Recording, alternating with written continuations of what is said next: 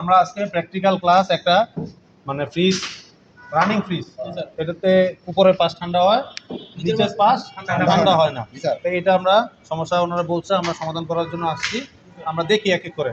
আগে প্রথমে জিনিসগুলো চিনে নেই কোনটা কাজ কি কোনটা কিভাবে কি কাজ করে, ঠিক না? তো এটার নাম হলো কম্প্রেসর। এটার নাম কি? কম্প্রেসর। কম্প্রেসরের তিনটা পাইপ আছে। তো মোটা যেটা সেটা কি আর চিকনটা কি জানেন আপনারা? বলেন তো দেখি। স্যার চিকনটা হচ্ছে স্যার ডিসচার্জ, হ্যাঁ, ডিসচার্জ, সেকশন। মোটার হলো সাকশন। যেইটা মনে করেন এই কম্প্রেসরটা যেদিক দিয়ে চললে হাওয়া পাস হবে ওটাকে বলে ডিসচার্জ, আর যেদিক দিয়ে টানবে সেটা হলো সাকশন। ডিসচার্জ পাইপটা চিকন থাকে, এই যে দেখছেন এটা চিকন পাইপ না, তাহলে এটা হলো ডিসচার্জ। কম্প্রেসরের এটা ডিসচার্জ, এটা হলো মোটা যেহেতু এটা সাকশন। আর এই যে আরেকটা পাইপ আছে এটা হলো চার্জিং পয়েন্ট, এটাকে বলে কি? Charging point. তো যাই হোক আমরা তিনটা পয়েন্ট চিনলাম। এরপরে এই যে দেখছেন একটা লম্বা একটা জিনিস দেখা যায়, এটাকে বলে কি?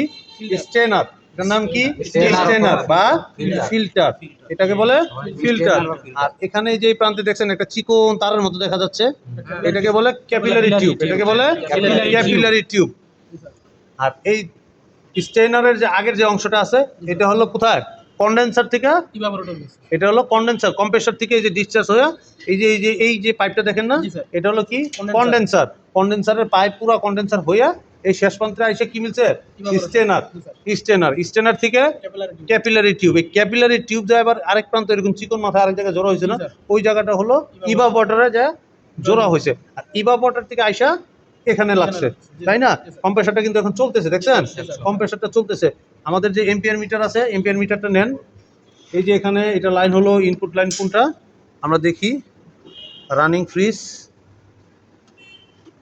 ঠান্ডা অর্ধেক হয় না, ঠিক না? আর এই যে ভিতরে একটা জিনিস দেখা যায় দেখছেন, এটা হলো মোটর ফ্যান, এটা কুলিং এর কাজে দিচ্ছে এখন, এটা কুলিং কাজ করতেছে।